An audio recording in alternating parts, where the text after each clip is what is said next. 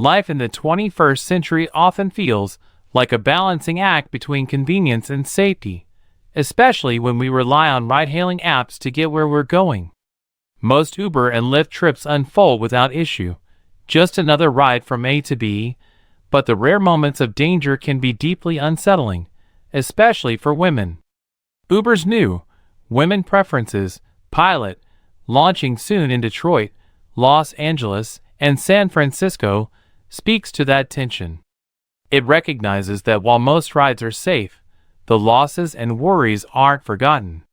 Empowering women to choose female drivers, just one facet of the new program, signals a shift toward giving female riders more control over their own sense of safety.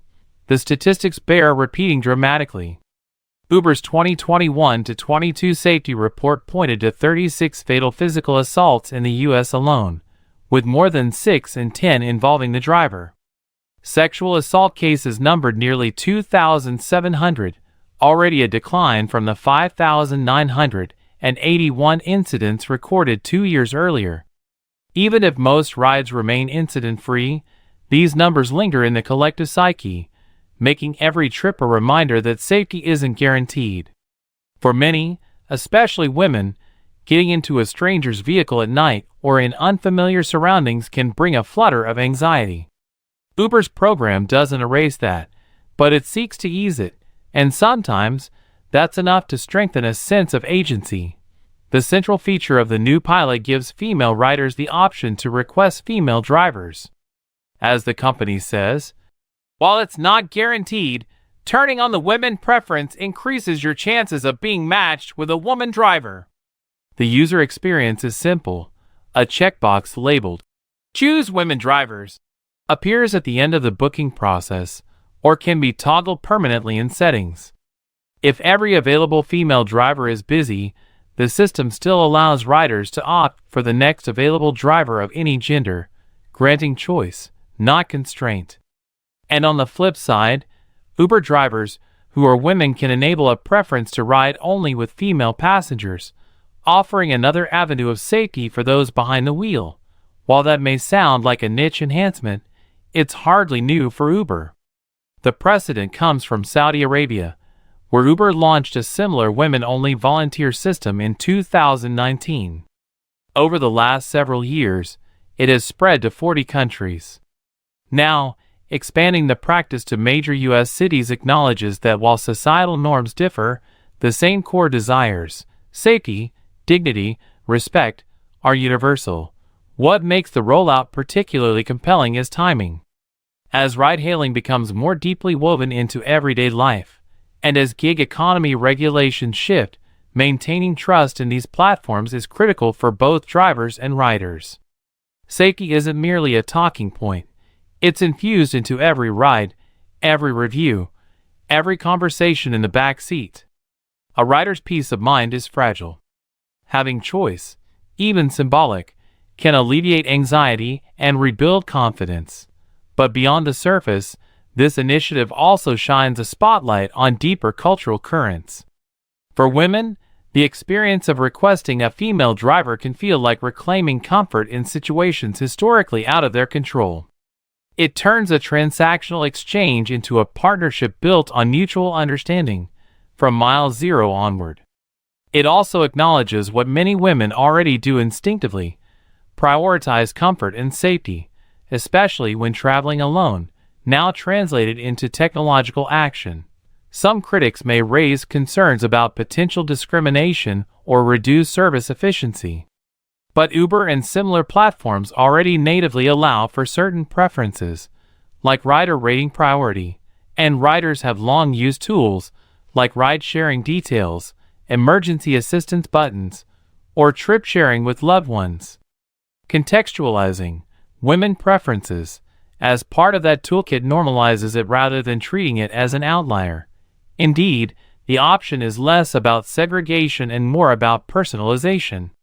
It treats riders not just as customers, but as individuals with needs that vary by context: commuting, late-night errands, travel fatigue. It signals that ride-hailing is not monolithic, but multifaceted.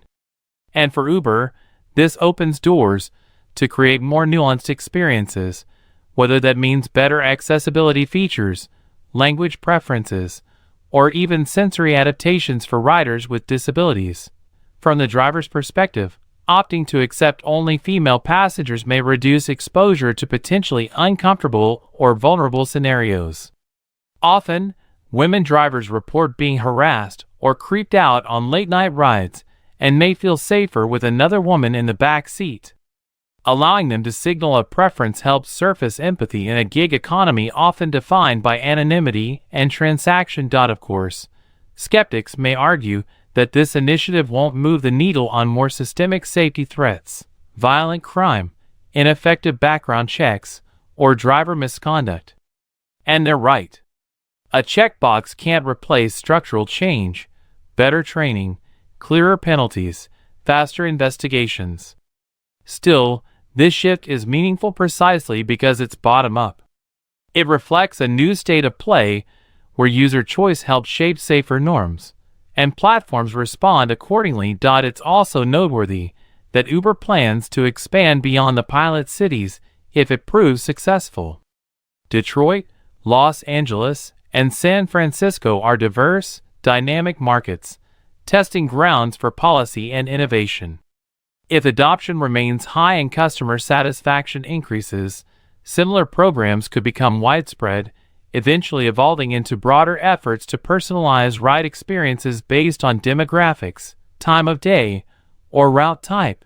And let's not forget the ripple effect. When a leading technology company normalizes such preferences, it sets an example. Other ride services may follow suit. Regulators and policymakers could view it as proof that market-driven solutions can complement safety regulations. And passengers may start to expect, if not demand, more options based on gender, age, or other criteria. That could become the new norm, reshaping how we think about mobility services in broader terms. This initiative also highlights the importance of framing. Uber consistently describes it as a tool for empowerment, not separation. Riders aren't blocked from other drivers. They just have more choice. Drivers aren't pigeonholed. They can opt into the preference. That messaging matters. It ensures the conversation remains about inclusion, not exclusion, about preference, not prejudice. Let's imagine a ride from downtown Los Angeles at midnight. A young woman, shopping late, steps outside with groceries in hands. She taps the app and checks. Choose women drivers. 30 seconds later, a vehicle arrives driven by a woman named Maya. The door opens, and in that moment, a simple choice shifts everything. A sense of ease washes over. The ride still ends at the same destination, but the journey feels safer. That feeling, however fleeting, is profound. Ride-hailing began as a novel convenience. Now, it's evolving into something more nuanced, an integral part of daily life that shapes how we feel in shared spaces. Every interaction, every ride, becomes part of a larger ecosystem of trust.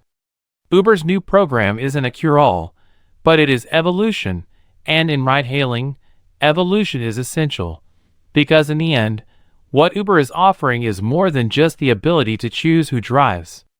It's a statement: you matter. Your choices matter. Your comfort matters. And in motion, that matters more than we often acknowledge.